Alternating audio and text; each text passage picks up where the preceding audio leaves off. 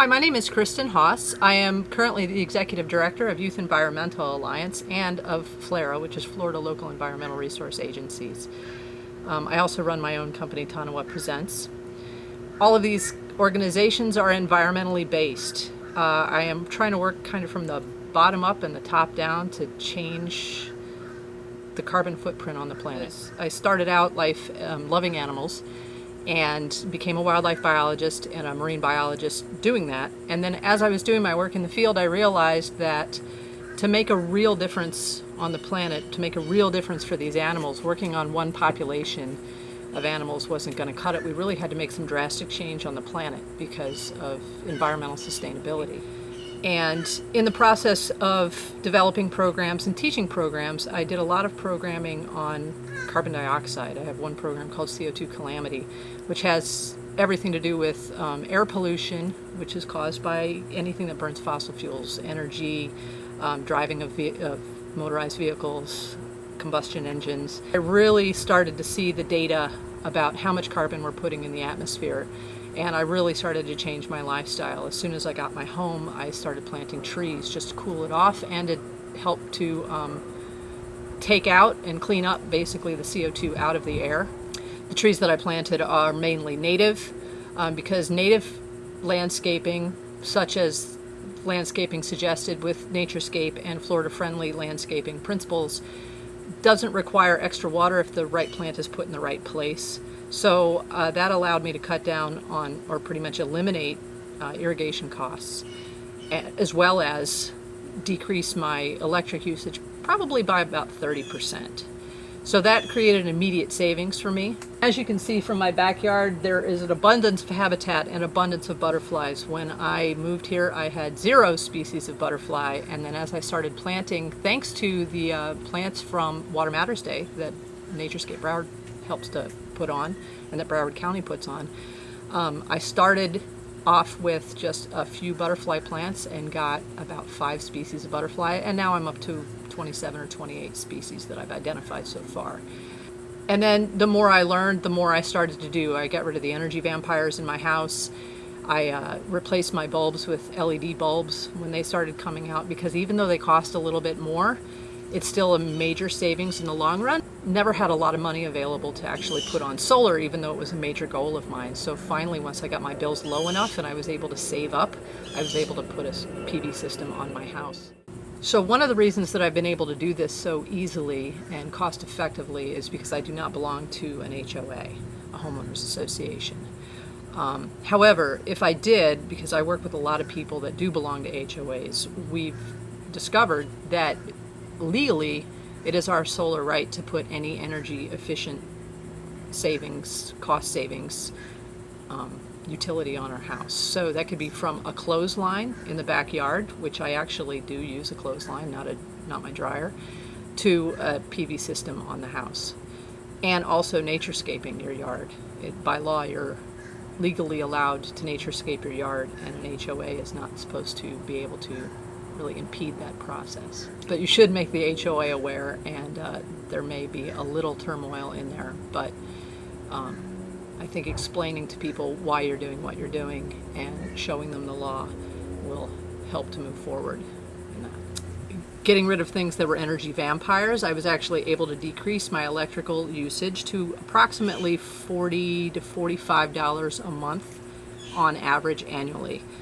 And that allowed me to actually get a smaller system, so I could afford it, get a smaller system installed that would cover, this particular one is covering about 2/3 of the electrical usage of my house.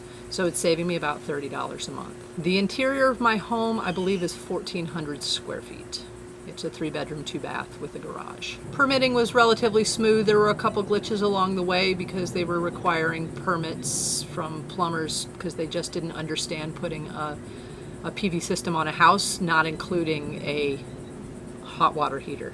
Yeah, my installed system is 7 panels, and each panel is 250 kilowatts, but of course there's loss in the system, and depending on the time of day where the sun is, that kind of thing. So far, I've had one energy bill that zeroed out, which I expected that to happen because that's my lowest one every year. Looking at the trend data over time, that that month I usually only spend $30. So that one got zeroed out. The rest of them I've saved about $30 every month. So like a typical bill on a low energy usage month would be like $19. $9 of that is just to be hooked up to FPL. The other 10 is the energy that FPL is having to deliver to my home. For the interconnection process, I was not really given a lot of education on what needed to happen once the solar panels were put in place. So I called up the vendor, and they provided me with some paperwork to fill out, which then I had to do myself. I filled out the paperwork, I sent it into FPL. I had to request a phone number from the vendor as well so I could actually call FPL. Once I got the paperwork in, because of scheduling conflicts, etc., it probably took about a month to actually get them out to look at the system and to install the new meter. But I like that. I like the meter because what it allows you to do is you can actually go on FPL's website. They send you a bill, and then you can click on that bill on your email, and you can go onto their website, and it gives you an energy usage chart.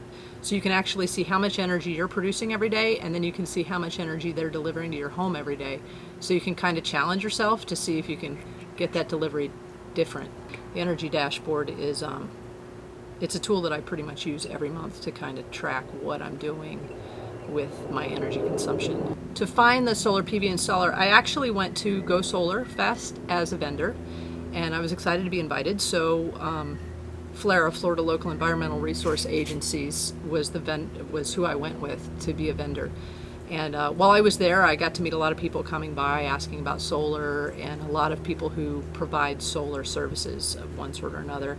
And I went around to all the different booths, and I talked to a lot of people to do research because I thought that it was a pretty good cross-section of the solar vendors or alternate energy vendors that are in Broward County. But certain ones gave me estimates or what they thought they were going to be able to provide to me. So I invited them to come over and actually do an estimate on my home. And after researching Better Business Bureau, I just looked for the rating. I didn't look at any of the other information, which I suggest that if anybody does get a solar vendor, not only do they do some due diligence with the research, but make sure that they are not only good accreditation through whoever they're certified through, but that they also don't have complaints, and if they do, read the complaints and make sure that you're making a really good decision, because it's not a cheap investment. My system was about $9,160, so about $9,000. Some of that, $700 of that, was the permitting costs, and then I'm also going to be receiving, or I did receive, a federal tax credit of about $2,000. I actually looked up the maintenance on the system on the website of the people who provide the panels and who manufacture the panels, and on Google, and I'm going to maintain it according to the recommendations of those websites, and I'm going to maintain it myself. Okay, so this is the electrical connection up to the solar panels. The electricity comes down this electrical conduit into here. This box is actually for safety purposes. What it does is it allows you to cut the solar panels off from the FPL net metering and off from the grid in case there's an emergency or some system maintenance needs to be done, etc. From here, the electricity goes over to that panel, and from that panel it's read by the net metering device. The net metering device gives you real-time data, so now it's showing received electricity into the actual grid. And then in a minute it's going to show you what FPL is delivering back to me, so I can tell how much energy I'm actually kind of using and how much I'm producing. So here we have a solar powered attic ventilation system, which was one of the things I put in before I actually got solar, and then I had the PV system put in. As you can see, it's 7 panels. I'm hoping that they're shading the roof as well, which provides a little bit more cooling for the house. They'll be relatively easy to maintain. This is Kristen Haas. Thank you so much for joining me at my home for my adventures in sustainability. If you'd like to learn more, please visit me at yeafrog.org, that's Youth Environmental Alliance, or join us on one of our environmental restorations, or maybe plant a butterfly garden at your school. Also, you can visit me at flera.org, that's Florida Local Environmental Resource Agencies. There's more information on the website about solar, and if you'd like to become a member, you too can be part of our sustainability initiative. Visit gosolarflorida.org for more information about solar in your community. Thank you, and have a great day.